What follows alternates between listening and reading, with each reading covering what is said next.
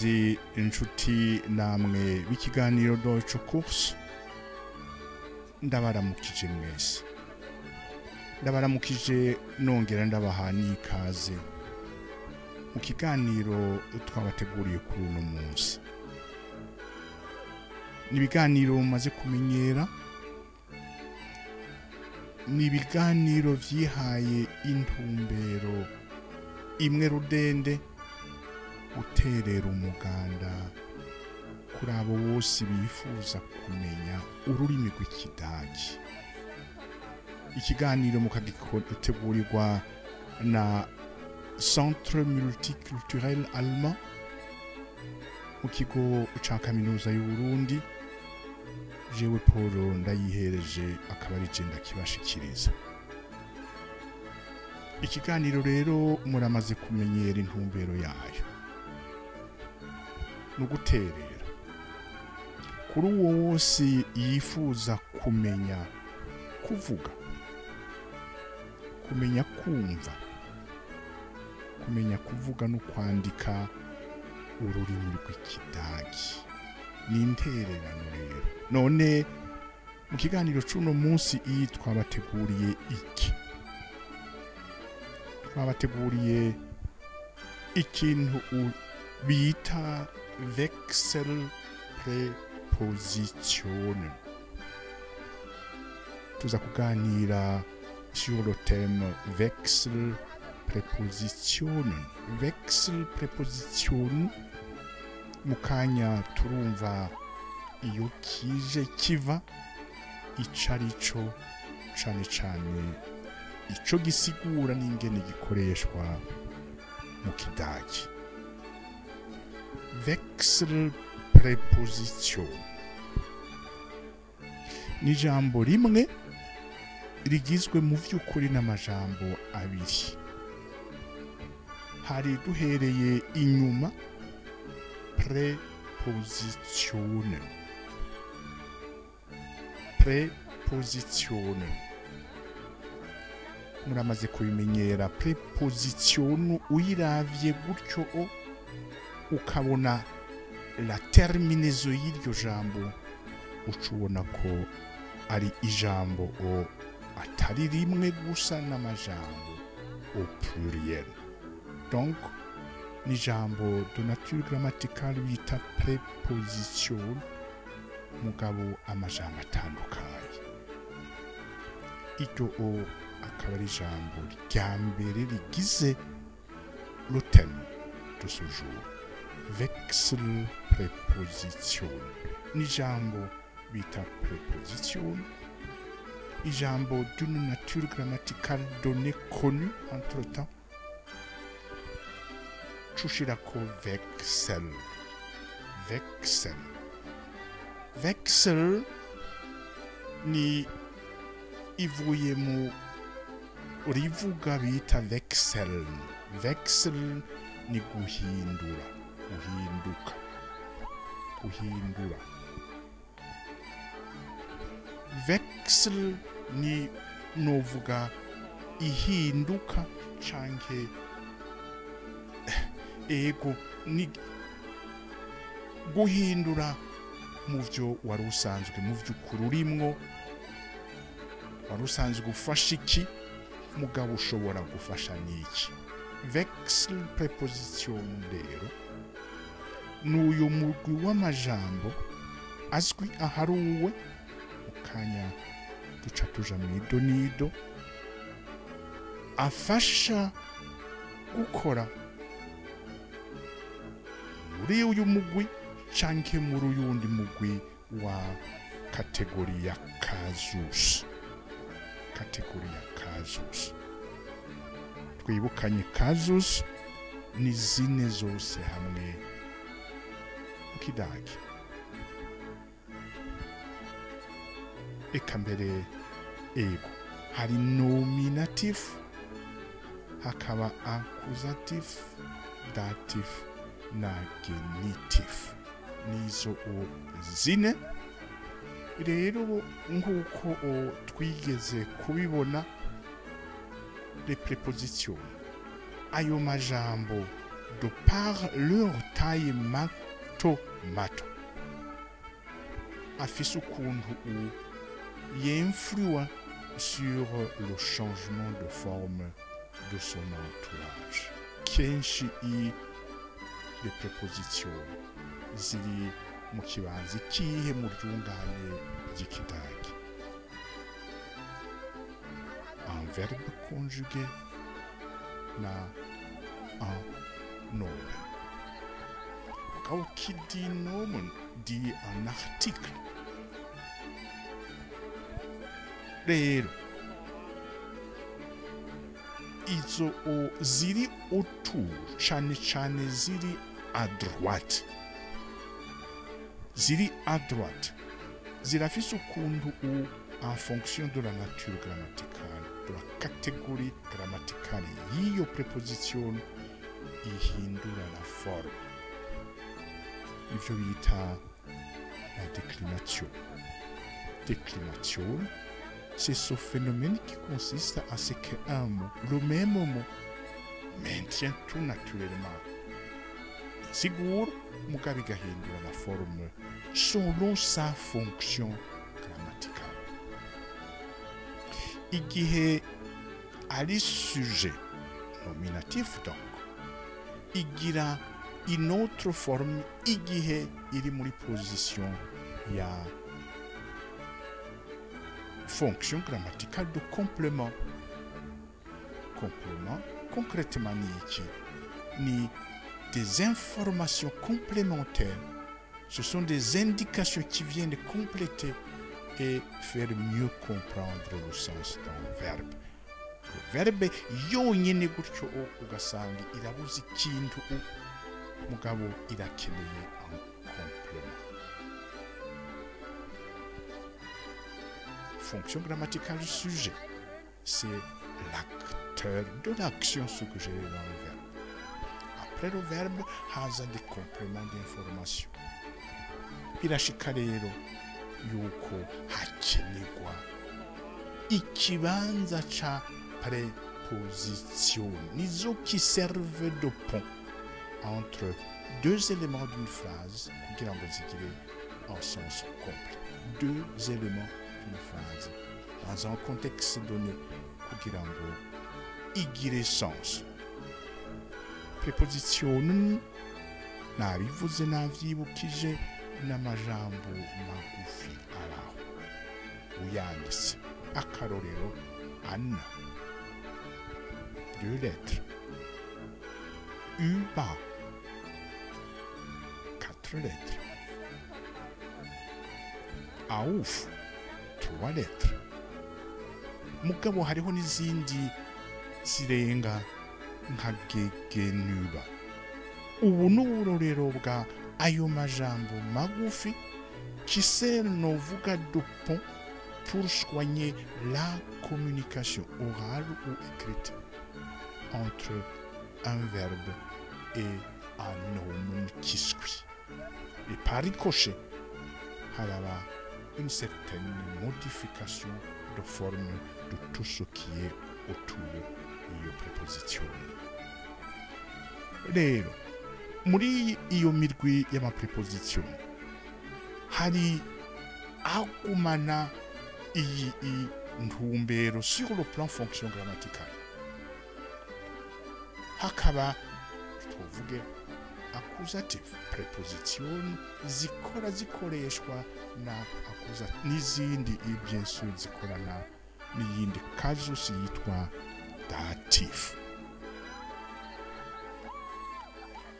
Akarorero nka une préposition twabonye ngaha bita modale. Modale préposition mit twarabonye dufatiye ku burero butandukanye yuko uko bigenda kose mit ikora avec casus ya datif.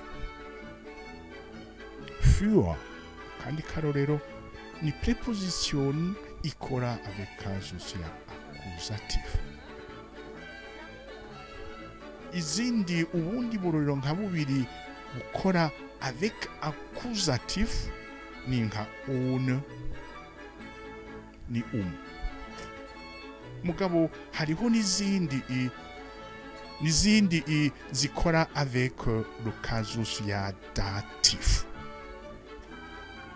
Twabonye mit, twabonye zu, twabonye von, twabonye aus. Ubu n'uburorero mu bundi.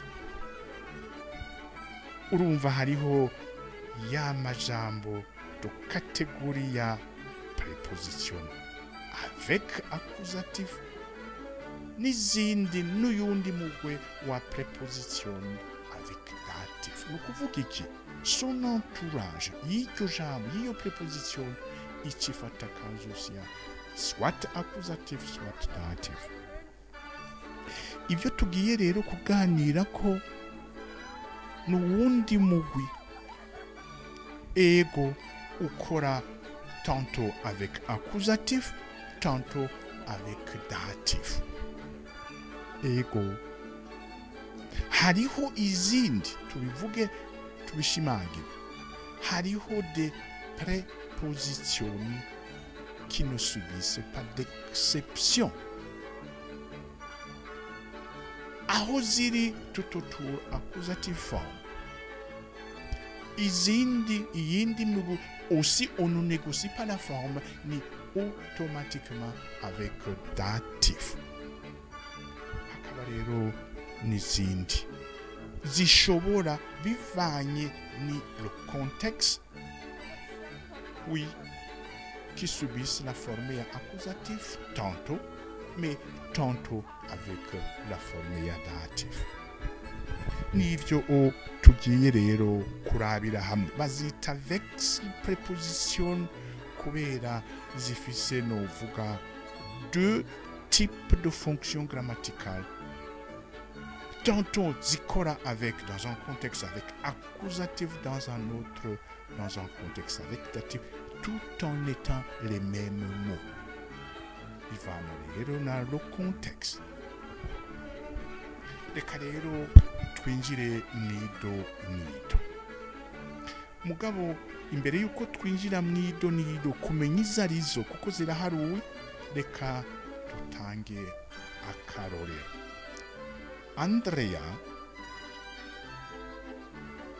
Andreas geht in den Park spazieren.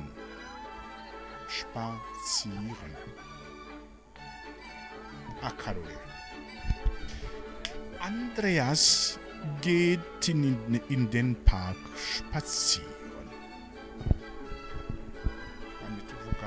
Tugitangura ibintu bya fonction grammaticale, sujet et complément. Ngaha muri iri ryungane muri aka karorero, Andreas geht in den Park spazieren. Turafise un acteur, une personne qui agit. Ni Andreas. Ça c'est le sujet. La nature du sujet détermine la forme et même le sens du verbe qui suit. Arico nagituma mu vyukuri le verbe qui est la pierre angulaire d'une phrase mu kidagi est intimement lié à ce qui vient avant lui. La forme du verbe est influencée, déterminée directement, de façon directe par le sujet. Ngaha en l'occurrence, c'est Andreas. Geht, c'est la forme du verbe gehen conjuguée à la troisième personne. Kubera iki ni Andreas n'umwe. Tuvuge iyaba Andreas n'umwana wiwe. Le verbe geht yari guhinduka ikaba gehen parce que n'abantu babiri. Baba batatu, baba bane, barenga umwe, la forme du verbe va automatiquement changer de forme. Donc, le verbe est intimement lié à la nature du sujet. Le sujet peut être einen Nomen, un nom commun ou un nom propre, comme dans ce cas-ci. Mais au singulier, d'où la forme singulière du verbe gehen. Dans l'autre cas, ni Andreas und die Familie gehen, parce qu'il y a Andreas et puis die conjonction und die article défini familier nomen.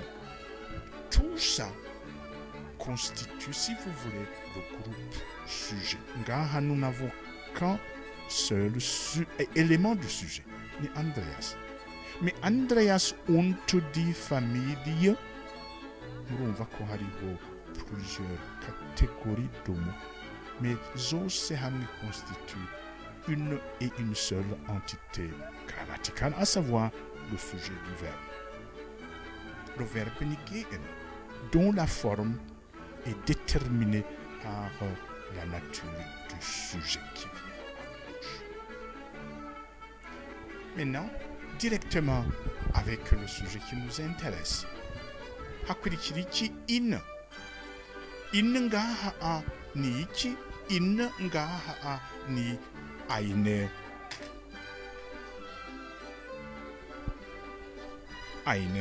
Präposition.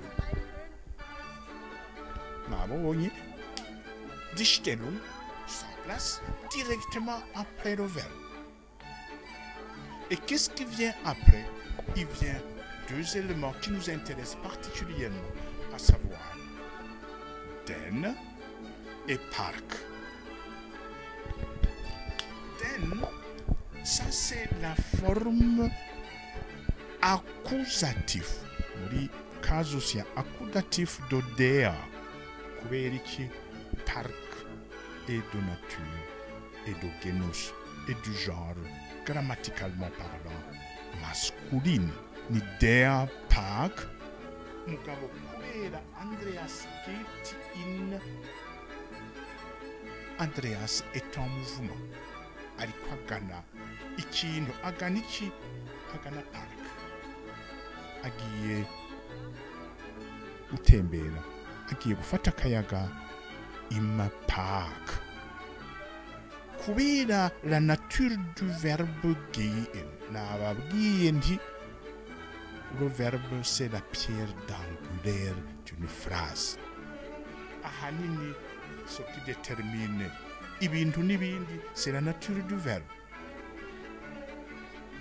Mais il y a aussi la nature des prépositions, en l'occurrence in. Kubera ari une action en cours, ari kwa gendagana. C'est une action en cours. Aganiki, agana park. Donc, le lieu de destination ici ni park. D'office qui préposition in, qui nous renseigne sur l'action qui est en cours, entreprise par un certain Andreas. Andreas geht. Ntushobora guhagarika iryungane ngo uvuge ngo wagize iryungane ugize ngo Andreas geht. Hariho ibindi bibazo ukumviriza ashobora kwibaza kandi abwirizwa kukubaza. Rero ubandanije uvuga uti Andreas geht, la personne qui agit, qui fait ce que fait la personne, et surtout turakeneye des compléments d'information pour que notre phrase ait véritablement un sens et respectueux des exigences et normes grammaticales. In den Park spazieren. Donc il y a une personne, un individu qui est en mouvement, en route à un endroit déterminé. Umuntu ni Andreas, le lieu de destination connu ni park. Le choix de la nature, parce que parmi les prépositions, turabizi ziri ubwoko butandukanye. Mais le contexte détermine finalement le choix de la nature de cette préposition. question. Comme nous nous intéressons à un lieu vers où Andreas aja, ça ne peut que être in. Hanyuma inden park.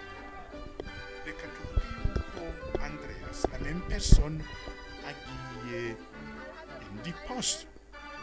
Andreas geht in die, reka dutangure muri cinema canke muri théâtre. Ins ni ukuvuga in das Theater. Andreas geht,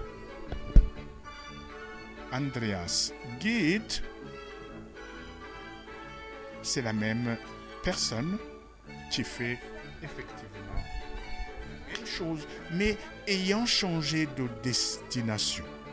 Ce changement aussi se remarque ici dans la structure de notre phrase. Andreas geht, ce n'est plus park qui est der Park, der igachiva modern, mais c'est plutôt agiye muri théâtre.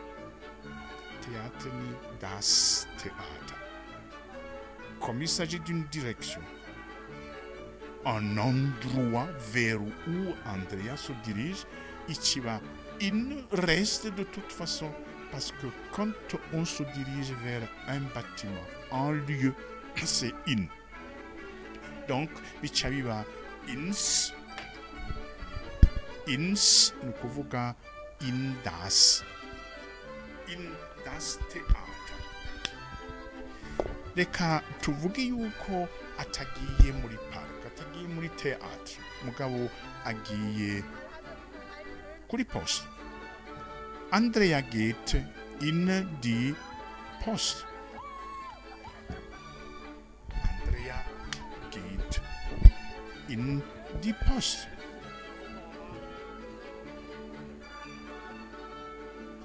Andrea geht in die Post. Kubera l'endroit, le lieu de destination de Andreas.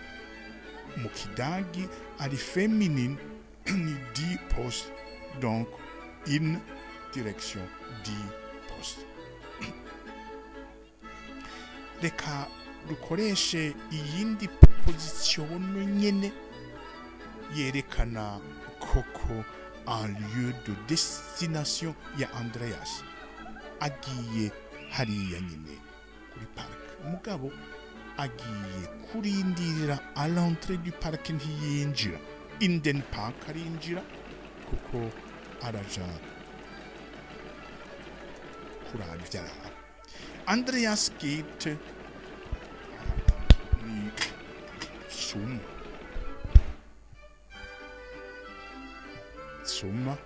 Park. Geht zum Theater. Geht zur Post. Zum turavyibuka, zum no kuvuga ni zu dem. Zum Theater ao ni zu dem. Ariho havuye das Theater. Der irahinduka ikaba dem, das irahinduka kubera l'influence yacu. Aha kwari kugira ngo tuvyumvikaneko. In hakurikira den Park. In théâtre. In Indipo. Mais avec zu qui donne la même, nous vous presque information, avec peut-être la différence de ce qu'on fait une fois arrivé au lieu de destination. Au Shitsekuri Park, si vous avez l'intention d'entrer, d'effectuer une petite visite ou une petite promenade, vous entrez dans ce lieu. Et ceci explique l'emploi de in. In, c'est le lieu vers où vous vous dirigez et vous y entrez pour ensuite sortir. Alors que zum Park, c'est plutôt le lieu qui est intéressant. Vous arrivez jusque là-bas, aho uyibona uri kure mugabo ntiwinjirayo. Même chose sur le théâtre, sur la poste. Si vous ugiye kurondera ikete, si ugiye kurungika ikete, oya kumbure uhafiseho irandevu. Même chose sur le théâtre, si ugiye kuraba une pièce de théâtre, oya wewe ugenda ugana juste le bâtiment. Soma, vous ne vous entrez pas. Icyo nagomba gushimikira ko ngaha ya influence dans un sens ou dans un autre des prépositions. Locale préposition ifatiye ku karoro ka in na su kuko ni zibiri mu malokale préposition atanga intumbero inyishu ku kibazo ujahe ikibanza uganamo mbe uvyifatamwo ko ushitse. Mwabonye ko in ni accusatif mugabo avec tu ni datif. Quel que soit le contexte, avec tu c'est toujours datif, avec in ngaha c'est un cas de accusatif. Mugabo la même préposition in, le même mot in peut aussi influer sur son environnement dans le sens d'en faire datif. Ariko tsu ntizova muri ukundi sanzwe ikora avec datif ngo ikore muri accusatif. Ngako uburorero nagomba mpereko kugira ngo turabe de façon détaillée iki kintu bita vex préposition. Vex préposition ni valable pour in, mais ce n'est pas valable pour su. Su est toujours avec datif, alors que in, par exemple, dans ce cas, dans ce contexte, où on indique vers où on se dirige, ni accusatif. Et kakundwi iza, tuchaza nutera intambwe ikurikira turabe aho la même préposition in, la même préposition avec la même mugabo ishobora gukora avec datif. Reka ndabakengurukira ko mwabanye nanje ndababwira nti naho utaha Imana ibaheza kiri turabona. Kazoza FM, be your own boss.